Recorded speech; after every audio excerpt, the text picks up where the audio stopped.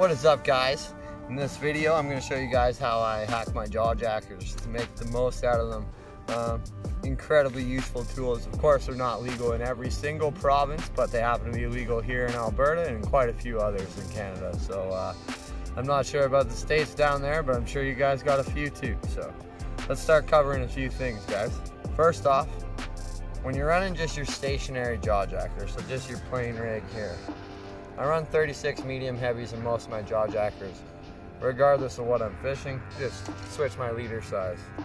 When you bend your rod over, a lot of people tend to set their rod so that it's like this, just straight down.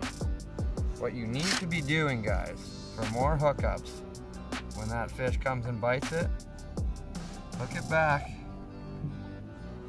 nice and tight.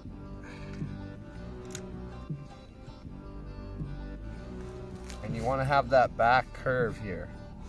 So when a fish bites it, springs it up, it pulls it out instead of just pulling it away from the fish. Because when your rod's out here, it just pulls it away from the fish. When it's down here, it's straight up and into the fish.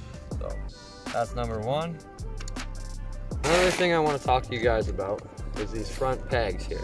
These, so you push them up like that and it stands straight up. Guys, you should be pushing them past that so they lock out in the out position there. Then your Jawjacker isn't going to pull over when a fish hooks up. It's going to help your Jawjacker. Okay, I'm going down the hole. That's bad news bears if she goes down the hole. So now, guys, let's move into the jigging Jawjacker. Any Jawjacker will fit onto the jigging base. Now, first thing you're probably asking, why do I have 2 ounces of weight hanging off the side? Well, guys, sometimes when you're using bigger rods, it just doesn't want to sit back on the wheel to actually jig. Throw a couple 1 ounce jig heads on your rope there, and that's going to help your Jawjacker sit down. 36-inch rod, so we're going to move this out. Now this rod is a little softer. It's got a really soft tip, so I'm actually going to sit on the 5. Sometimes your bait wants to, when it's jigging, suspend a little bit. It doesn't fall as fast as your Jawjacker jig, so when it comes back up, your line will miss the trigger. It's off the trigger. Now if a fish bites it, that literally is doing nothing. It's not going to set off. What I like to use, guys, you take an earplug, stick it in your trigger there, just like that. Now, when it sets off, that's never going to stay in there. It's likely just going to pop out. Oh, that's not good. It's likely just going to pop out.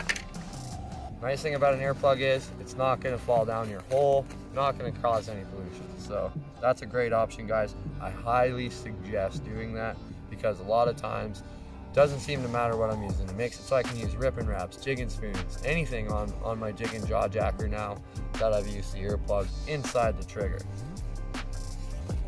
So obviously the jigging Jawjacker comes with 3 different wheels.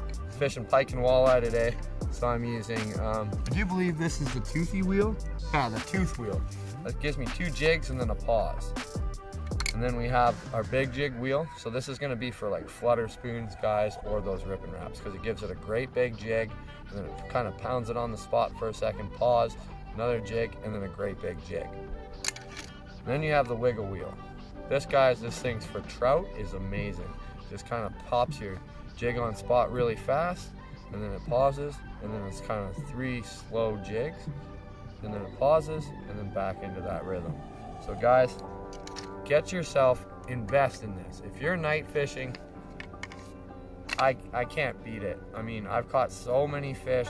You wake up to the sound of those bells going off. It's a great feeling just because you're constantly fishing. So I can put, if I'm fishing walleye at night, I can set this guy here, set this guy here.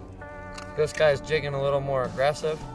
If I want to put a ripping wrap on it, I can, or a jig and a minnow, and then I have that dead bait presentation next to it. Super clutch, guys. I definitely recommend getting Jawjackers. Now, real quick, just to cover the batteries, it does take 3 AA's, in the Jigging Jawjacker. I found the battery life is very exceptional actually. For instance, these ones I've used I think for the last 3 weekends, and say I'm running it on an average of maybe 4 hours, 5 hours throughout the overnight, right? So I am getting a lot of battery life out of it. Guys, these are super crucial investments for ice fishermen, especially if you're fishing walleye or stock trout.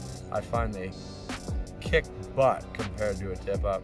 So do yourself a favor, get yourself a Jawjacker. I'm in no way sponsored. I just want you guys to catch more fish.